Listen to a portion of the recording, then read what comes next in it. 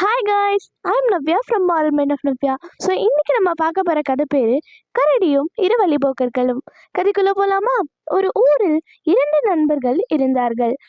அவர்களில் ஒருவன் ராமு, மற்றொருவன் சோமு. இருவரும் இணைப்பிரியாத நண்பர்கள். ஒரு நாள் இருவரும் தேடெடுப்பதற்காக காட்டுப்பகுதிக்கு சென்றனர். செல்லும் வழியில் ராமு சோமுவிடம், நீ எதை பற்றியும் பயப்படாமல் என்னுடன் வா. என்னை போன்ற நண்பனை காண முடியாது. என்ன துன்பம் வந்தாலும் நான் உன்னை காப்பாற்றுவேன் என்று கூறினான். காட்டில் உள்ள பறவைகள், மரங்கள், காட்டு விலங்குகள் போன்றவற்றை வேடிக்கை பார்த்து கொண்டே இருவரும் நடந்து சென்றார்கள். அப்போது கரடி ஒன்று உரமும் சத்தம் கேட்டது. சிறிது நேரத்தில் அவர்கள் செல்லும் வழியிலேயே அந்த கரடி திடீரென வந்து கொண்டிருந்தது. கரடியை கண்டதும் இருவரும் பயத்தில் ஓடத் தொடங்கினார்கள். கரடியும் அவர்களை துரத்தியது. ஓடத் தொடங்கிய சில வினாடிகளில் மரம் ஒன்று இருப்பதை ராமு கண்டான். உடனடியாக அந்த மரத்தில் ராமு ஏறிவிட்டான்.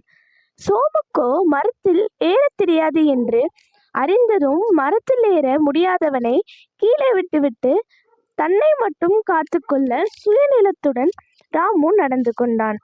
சோமுக்கு மரம் ஏற தெரியாததால் என்ன செய்யவென்று தெரியாமல் திகைத்தான். கவலையுடன் எப்படி கரடியிடமிருந்து தப்புவது என அவசரமாக யோசித்தான். இறந்தவன் போல் நடித்தால் கரடி தன்னை கொல்லாது என்று ஒரு யோசனை தோன்ற, பின்னர் நிலத்தில் விழுந்து மூச்சை அடக்கிக் கொண்டு இறந்தவனை போல் படுத்துக்கொண்டான். அப்பொழுது கரடியும் அங்கு வந்து சேர்ந்தது. படுத்திருந்தவனை உண்பதற்காக அருகில் வந்த கரடி கீழே விழுந்து கிடந்தவன் காதருகே சென்று நுகர்த்து பார்த்தது. கரடி சோமுவை முகர்த்து பார்த்ததை மேலே இருந்து பார்த்த ராமு, கரடி சோமுவிடம் ஏதோ சொல்கிறது என்று தவறுதலாக புரிந்து கொண்டான். பிறகு அவன் இறந்தவன் என்று முடிவு செய்து அங்கிருந்து நகர்ந்து போய்விட்டது. கரடி சொல்வதை மரத்தின் மேலிருந்து பார்த்த ராமு கீழே இறங்கி வந்து சோமுவை எழுப்பினான்.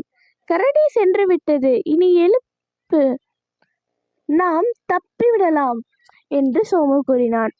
சோமுவும் எழுந்து தன் யோசனை வெற்றியானதை எண்ணி நிம்மதியாக இருந்தான். கீழே படுத்திருந்தவன் எழுந்து அமர்ந்தான். ராமு சோமுவிடம், கரடி உன் காதில் என்ன ரகசியம் சொன்னது என்று கேட்டான். அதற்கு சோமு, ஆபத்தில் உதவாத நண்பனை என்றுமே நம்பக்கூடாது என்று சொல்லிவிட்டு போனான். இப்பதிலால் ராமு தன் சுயநல புத்தியை எண்ணி நோத்து கொண்டான்.